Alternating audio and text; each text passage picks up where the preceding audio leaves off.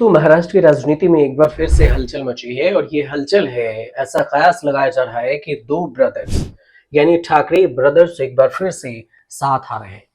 राज ठाकरे और उद्धव ठाकरे के बीच में 2005 से ही अनबन है और दोनों के रास्ते अलग हैं। दोनों दो राह पर हैं, दोनों की दोनों दो पार्टी है। और अब चचेरे भाई राज ठाकरे और उद्धव ठाकरे दोनों ही मराठी पहचान और संस्कृति के लिए कथित खतरों की चिंताओं के बीच में सुलह करने का संकेत भी दे रहे हैं।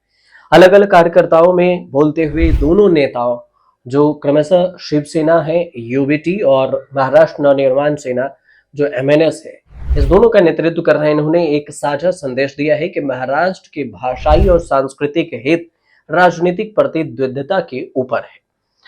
अब जो महाराष्ट्र में हिंदी को लेकर विवाद है, राज ठाकरे ने ये कहा कि फिल्म निर्माता महेश मांजरेकर के साथ एक पॉडकास्ट की और उन्होंने अपने चचेरे भाई के बीच फिर से मिलने की संभावना के बारे में पूछे जाने पर राज ठाकरे ने कहा कि उनके और उनके चचेरे भाइयों के बीच में मतभेद महाराष्ट्र के हितों के लिए हानिकारक साबित हो रहे हैं।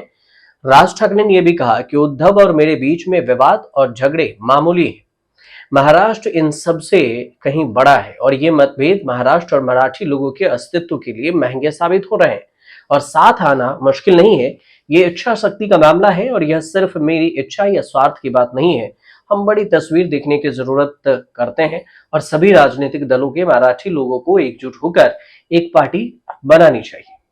अब हालांकि राज ठाकरे ने 2005 में शिवसेना से पहले के अलगाव और 2022 के एकनाथ शिंदे के नेतृत्व में होने वाले जो विभाजन है, इसके बीच में अंतर पर भी जोर दिया और कहा कि मैंने शिवसेना तब छोड़ी जब विधायक और सांसद मेरे साथ थे और तब भी मैंने अकेले चलना चुना क्योंकि मैं बाला साहब ठाकरे के अलावा किसी और के अधीन काम नहीं कर सकता था।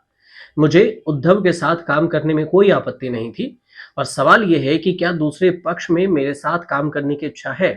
अगर महाराष्ट्र चाहता है कि हम साथ आए तो महाराष्ट्र को बोलने दें और मैं अपने अहंकार को ऐसे मामलों में आड़े नहीं आने देता। उद्धव ठाकरे ने यह भी जवाब दिया। अब उद्धव ठाकरे की बात करें तो भारतीय कामनागर सेना द्वारा आयोजित एक सभा को संबोधित करते हुए उद्धव ठाकरे ने सुलह के लिए सशर्त खुलापन व्यक्त किया है। उन्होंने कहा है कि मैं छोटे मोटे विवादों को किनारे रखने के लिए भी तैयार हूं और मैं सभी मराठी लोगों से महाराष्ट्र के हित में एकजुट होने की अपील करता हूं, लेकिन एक शर्त है कि जब हमने संसद में कहा था कि उद्योगों को गुजरात में ट्रांसफर किया जा रहा है और अगर हम तब एकजुट होते तो हम महाराष्ट्र के लिए काम करने वाली सरकार बना सकते थे। हम पक्ष बदलते नहीं रह सकते, एक दिन उनका समर्थन, दूसरे के लिए उनका विरोध और फिर यह समझौता होगा।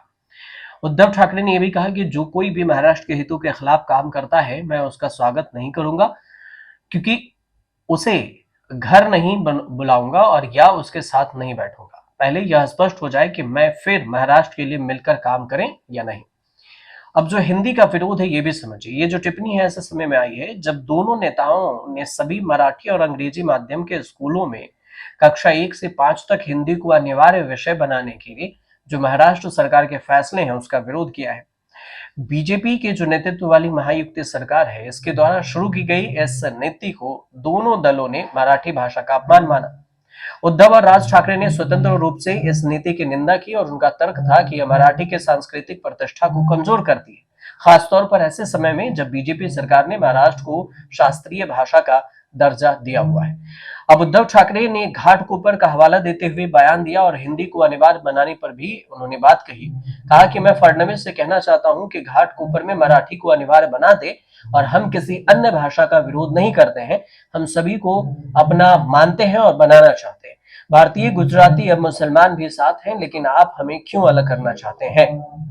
तो इस हिसाब से देखें तो कई सारी चीजों को लेकर सवाल उठाया गया है। एक तरफ से तमिलनाडु में हिंदी को लेकर विवाद हो रहा है, एक तरफ से मराठी में विवाद चल रहा है। अब इस सब के बीच में संजय राउत ने भी बयान दिया कि दोनों भाइयों की लड़ाई है, अगर दोनों आना चाहते हैं तो उस पर हम कुछ नहीं कह सकते, हाँ बस तीसरे की एंट्री नहीं होनी चाहिए।